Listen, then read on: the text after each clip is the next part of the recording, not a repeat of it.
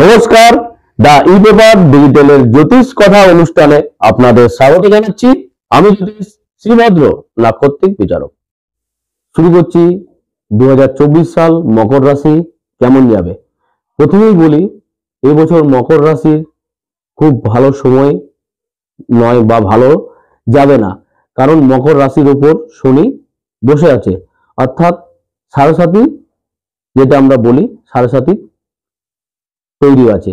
মকর রাশির সাড়ে চলছে, তো মকর রাশির সেক্ষেত্রে সময় কোনো কিছুতেই ভালো যাবে না। অর্থনীতি ওঠানামা করবে, কোনো কাজ একবারে হবে না, কর্মে বাধা থাকবে, নতুন করে কর্ম হতে সমস্যা হবে, কর্ম ছেদ হতে পারে বা কর্ম চেঞ্জ হয়ে যেতে পারে।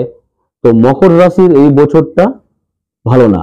ব্যবসার ক্ষেত্রেও ব্যবসা আপ এন্ড ডাউন করবে, অর্থাৎ ব্যবসা ওঠানামা করবে। কোনো নতুন করে ব্যবসায় ইনভেস্ট করবেন না এই বছর। খনিজ দ্রব্যের ব্যবসা মোটামুটি ভাবে চলতে পারে। তো বলি মকর রাশির বিবাহ জীবনেও কিন্তু এবছর সমস্যা থাকবে। বিবাহিত জীবনের মধ্যে একটা দূরত্ব তৈরি হবে, অর্থাৎ ভুল বোঝাবুঝির কারণে একে অপরের থেকে দূরত্ব তৈরি হবে বা দূরত্ব থাকতে চাইবে। প্রেমের ক্ষেত্রেও বলবো একই কথা, প্রেমে বাধা, প্রেমের সফলতা পাবে না। প্রেমের ক্ষেত্রেও একে অপরের মধ্যে দূরত্ব বাড়বে বা কোনো ভাবেই প্রেমে সফলতা পাবে না। মকর রাশির পড়াশোনার ক্ষেত্রে বলি, পড়াশোনায় বাধা, অমনোযোগ তৈরি হবে। পড়াশোনা বাড়ির থেকে দূরে গিয়ে করলেই উন্নতি। তো যাদের ছোট ভাই বোন, মকর রাশিদের ছোট ভাই বোনের সাথে সম্পর্ক ভালো হবে না বা সমস্যা হতে পারে, কোনো জায়গা জমি নিয়ে সমস্যায় জড়িয়ে যেতে পারে।